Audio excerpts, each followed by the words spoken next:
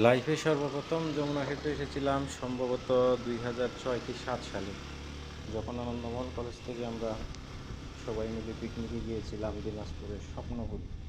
তো তখন অবশ্য রাতে পার হয়েছিলাম এই সেতু।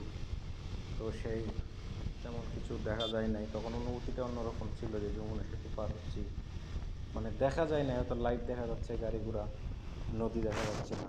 তারপরও এরপর সময়ের সাথে কতবার এই সেতু পাড়ি দিয়েছি তার কোনো শেষ নেই। তো যতবারই আসি এই জায়গাটা ভালো লাগে। তো আফসোসের ব্যাপার হচ্ছে, আমাদের দেখেন সরকারি জিনিসপত্র এদের অযত্ন অবহেলাই শুধু করে থাকে। এত বড় একটা সেতু, এত টাকা দিয়ে বানানো, সেটার যত্ন আপনি দেখেন ওয়ালগুলোর দিকে তাকায়। তো কি আর করা, এভাবেই চলবে দেশ। সকলে ভালো থাকেন। আল্লাহ হাফেজ।